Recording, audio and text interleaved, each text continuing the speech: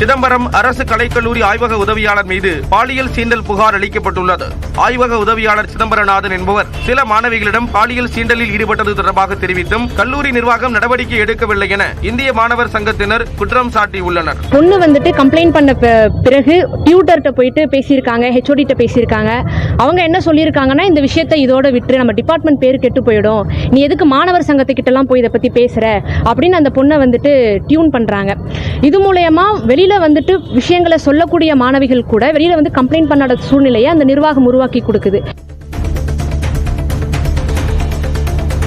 கோவை ஆலந்தரை அடுத்த சாடிவயல் மலை கிராம சாலையை சீரமைக்க வேண்டும் என்று பொதுமக்கள் கோரிக்கை விடுத்துள்ளனர். கடந்த 10 ஆண்டுகளுக்கு முன் போடப்பட்ட சாலைகள் பராமரிக்கப்படாமல் உள்ளன. சாலை அமைக்க நிதி ஒதுக்கவில்லை என்றும் கூறப்படுகிறது. சாலை குண்டும் குழியுமாக இருப்பதால் அரசு பேருந்துகள் சாடிவயல் வனத்துறை செக்போஸ்ட் அருகே நிறுத்திவிடுவதால் பொதுமக்கள் 3 கிலோமீட்டர் தூரம் நடந்து செல்வதாக வேதனை தெரிவித்துள்ளனர். திண்டுக்கல் மாவட்டம் வெள்ளி நீர்வீழ்ச்சி அருகே வனப்பகுதியில் வாயில் நுரைத்தள்ளிய நிலையில் கிடந்த வயதான தம்பதியின் உடலை மீட்டு காவல்துறையினர் விசாரணை மேற்கொண்டு வருகின்றனர். கொடைக்கானல் வத்தலகுண்டு பிரதான மலைச்சாலையில் ஆற்றங்கரையின் ஓரத்தில் 2 சடலங்கள் கிடப்பதாக காவல்துறையினருக்கும் வனத்துறையினருக்கும் தகவல் கிடைத்தது. இதையடுத்து விரைந்து வந்த அவர்கள் சடலங்களை மீட்டு பிரேத பரிசோதனைக்கு அனுப்பி வைத்தனர். மேலும் முதியவரின் சட்டை பையில் இருந்த 9500 ரூபாய் பணத்தையும் பூச்சிக்கொல்லி மருந்து டப்பாக்களையும் மீட்டனர். இவர்கள் யார், எதற்காக தற்கொலை செய்து கொண்டனர் என்பது தொடர்பாக விசாரணை மேற்கொள்ளப்பட்டு வருகிறது. கள்ளக்குறிச்சி மாவட்டம் சங்கராபுரம் அருகே மயானத்திற்கு செல்ல போதிய பாதை இல்லாததால் ஆற்றில் கழுத்தளவு தண்ணீரில் சடலத்தை சுமந்து சென்ற அவலம் நிகழ்ந்துள்ளது. மஞ்சப்புத்தூர் கிராமத்தில் 1000த்திற்கு மேற்பட்ட பட்டியலின மக்களுக்கு சொந்தமான மயானம் மணிமுத்தாறு ஆற்றங்கரையோரம் உள்ளது. இங்கு செல்ல போதிய பாதை இல்லாத சூழலில் வயது முதிர்வின் காரணமாக உயிரிழந்த ராஜாக்கண்ணு என்பவரின் உடல் கழுத்தளவு தண்ணீரில் எடுத்துச் செல்லப்பட்டது. பாலம் கட்டித்தர பலமுறை மனு அளித்தும் நடவடிக்கை இல்லை என கிராம மக்கள் குற்றம் சாட்டுகின்றனர். திருவண்ணாமலையில் முத்திரையிடப்படாத 25க்கும் மேற்பட்ட மின்னணு எடை இயந்திரங்களை அதிகாரிகள் பறிமுதல் செய்தனர். இங்குள்ள காய்கறி மற்றும் மளிகை கடைகளில் விற்கப்படும் பொருட்கள் எடை குறைந்து காணப்படுவதாக புகார் அடைந்தது. இதனையடுத்து அங்கு ஆய்வு செய்த அரசு அதிகாரிகள் போலூர் சாலை முதல் பேருந்து நிலையம் வரையிலான கடைகளில் ISI தரத்துடன் கூடிய எடை இயந்திரங்கள் பயன்படுத்தப்படுகிறதா என சோதனை செய்தனர். தரமற்ற எடை இயந்திரங்களை பறிமுதல் செய்தனர். மயிலாடுதுறையில் இருந்து சமயபுரம் மாரியம்மன் கோவிலுக்கு ஏராளமான பக்தர்கள் பாத யாத்திரையாக புறப்பட்டுச் சென்றனர். இங்குள்ளவர்கள் ஆண்டுதோறும் சமயபுரம் மாரியம்மன் கோவிலுக்கு மாலை அணிந்து பாத யாத்திரையாக செல்வது வழக்கம். அந்த வகையில் 25வது ஆண்டாக சமயபுரம் குழுவினர் பாத யாத்திரையாக சென்றனர்.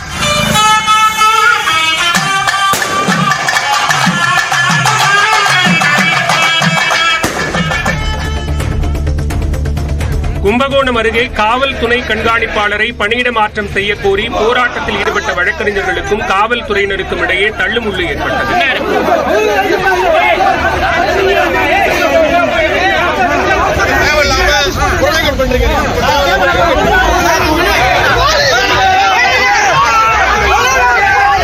திருவிடைமருதூர் காவல் துணை கண்காணிப்பாளர் ராஜு வழக்கறிஞர்களை அவமரியாதையாக நடத்துவதாக கூறி குற்றம் சாட்டி இந்த போராட்டம் நடைபெற்றது. துணை கண்காணிப்பாளர் அலுவலகத்தின் எதிரே நடைபெற்ற போராட்டத்தில் 100க்கும் மேற்பட்டோர் பங்கேற்றனர். அப்போது பந்தல் அமைப்பது தொடர்பாக வழக்கறிஞர்களுக்கும் காவல்துறையினருக்கும் இடையே தள்ளுமுள்ளு ஏற்பட்டது. போலி முகவரி மூலம் பாஸ்போர்ட் எடுத்த இலங்கை முன்னாள் MP திலீபன் மதுரையில் கைது செய்யப்பட்டார். கடந்த 2019ஆம் ஆண்டு மதுரை பாஸ்போர்ட் அலுவலகத்தில் இலங்கையின் முன்னாள் MP திலீபன் உள்ளிட்ட இலங்கையைச் சேர்ந்த சிலர் போலி முகவரி மூலம் பாஸ்போர்ட் பெற்றது தெரிய வந்தது. இது தொடர்பாக மதுரை கியூ பிரிவு காவல்துறையினர் விசாரணை நடத்தி வந்த நிலையில் கொச்சி விமான நிலையத்தில் திலீபன் கைது செய்யப்பட்டார். திருப்பத்தூர் மாவட்டம் வாணியம்பாடியில் 3 பேர் கொண்ட கும்பல் இருசக்கர வாகனத்தை திருடிச் செல்லக்கூடிய காட்சி வெளியாகியுள்ளது. வாணியம்பாடி ஆசிரியர் நகரில் உள்ள இந்தியன் கேஸ் ஏஜென்சியில் பணியாற்றக்கூடிய சிவானந்தம் என்பவர் தன்னுடைய இருசக்கர வாகனத்தை அலுவலக வாயிலில் நிறுத்தியிருந்தார். திரும்பி வந்து பார்த்தபோது அவருடைய வாகனம் திருடு போனதை கண்டு அதிர்ச்சியடைந்தார். CCTV காட்சிகளை கைப்பற்றி காவல்துறையினர் விசாரணை மேற்கொண்டு வருகின்றனர்.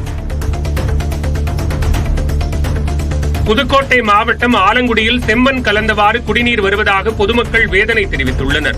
ஆலங்குடி பேரூராட்சிக்குட்பட்ட இடங்களில் ஆழ்துளை கிணறு மூலம் குடிநீர் விநியோகம் செய்யப்பட்டு வருகிறது. இந்நிலையில் இங்குள்ள அண்ணாநகர் பகுதியில் விநியோகம் செய்யப்படும் குடிநீர் செம்மண் கலந்து வருவதாக குடியிருப்பு வாசிகள் வேதனை தெரிவித்துள்ளனர். தண்ணீரை பயன்படுத்த முடியாத சூழல் இருப்பதால் தூய்மையான குடிநீர் வழங்க நடவடிக்கை எடுக்க வேண்டும் என பேரூராட்சி நிர்வாகத்திற்கு கோரிக்கை விடுத்துள்ளனர். இயற்கையான மற்றும் விசாலமான சூழலை வழங்கும் வகையில் ஆஸ்திரேலியாவின் மெல்பர்ன் மிருகக்காட்சி சாலையில் இருந்த 9 ஆசிய யானைகள் வெர்ரிஃபி திறந்த மிருகக்காட்சி சாலைக்கு மாற்றப்பட்டுள்ளன. இதற்காக 3 குட்டிகள் உட்பட 9 ஆசிய யானைகள் 36 கிலோமீட்டர் தொலைவிற்கு குளிரூட்டப்பட்ட ட்ரக்குகளில் அழைத்துச் செல்லப்பட்டன. இது கடினமான வேலை என தெரிவித்த அதிகாரிகள் யானைகளை இடமாற்றம் செய்த பின் ஒருவரை ஒருவர் கட்டி அணைத்து மகிழ்ச்சியை வெளிப்படுத்தினர்.